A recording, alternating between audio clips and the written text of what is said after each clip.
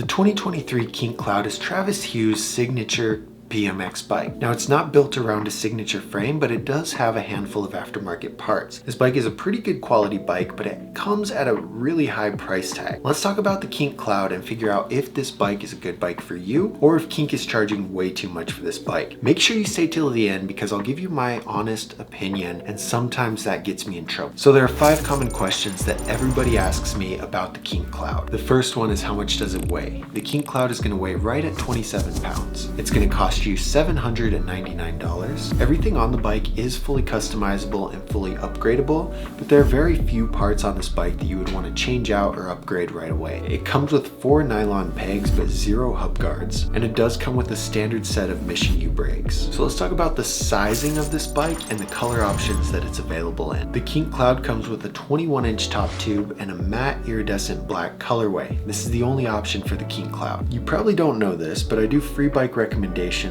for my subscribers. If you're looking for a bike but you're confused because there's a million different options, click the link up here or in the description and request a free bike recommendation. I'll send you 3 bikes that are perfect for you based off of your height, your budget, your skill level, and all these other things. It takes me about a day, so be patient, but you'd be silly not to do that. So let's talk about the sizing of the Kink Cloud and determine if it's a good fit for you. The Kink Cloud has a 21-inch top tube, and that makes it best for riders who are over 6 foot.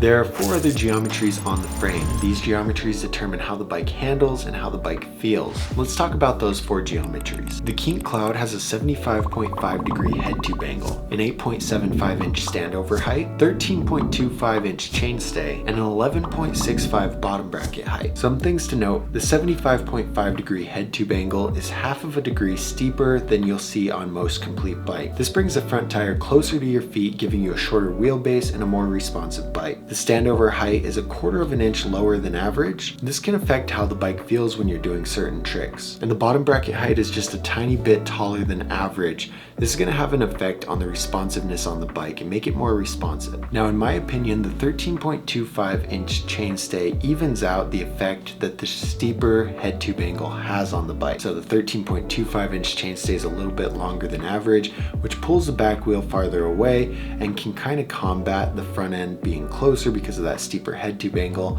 The geometries of the parts on the bike have the same effect as those 4 other geometries we just talked about. Let's talk about the part geometry and see how that's going to affect the bike. The Kink Cloud has forks that have a 26mm offset. The handlebars are 9.5 inches tall and 29.5 inches wide. The Kink Cloud comes with a top-load stem with a 32mm rise and a 50mm reach. The Kink Cloud has a 25-tooth sprocket and a 9-tooth driver. Everything's on the right side, meaning it's right-hand drive, and this bike comes with a freecoaster. So the quality determines how long your bike's going to hold up to certain levels of riding. It's best to buy the highest quality bike that you can afford. The frame on the Kink Switch is full chromoly, meaning all of the tubing inside of the frame is made from chromoly instead of high tensile steel. Chromoly is about 4 times stronger than high tensile steel, and this is best for serious riders or heavier riders. The forks are also full chromoly.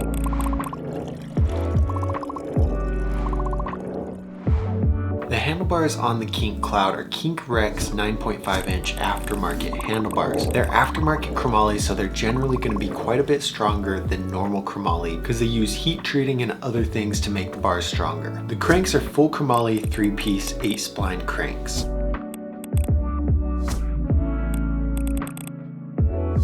The rims on the Kink Cloud are Mission Mylar double wall rims.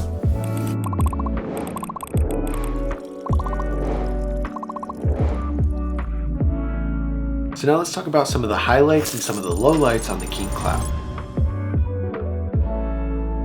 Some of the highlights include the Kink Bold HRD aftermarket stem, the aftermarket Kink Hemlock pedals. It comes with fully sealed bearings. It's going to come with 4 nylon aftermarket pegs and the Kink Imprint aftermarket sprocket. Some of the lowlights include the fact that it doesn't come with any hub guards. It comes with 4 pegs but no hub guard, and the low quality Kink Sever tires. So now let's talk about how this bike scores when compared to other bikes and determine if it has a weight limit based off of that quality. All this information is calculated by the Dougsterbob app, which is free on the Google Play Store and the Apple App Store. The Kink Cloud has a 7.4 quality score, and it doesn't really have a weight limit. I'm confident that the components on this bike are gonna last to pretty much any weight. Now, certain bikes are better for certain styles of riding. Let's take a look at the Kink Cloud and figure out what style of riding this bike is best for. The Kink Cloud scores a 7.33 in street, a 6.92 in park, and a 5.38 in dirt.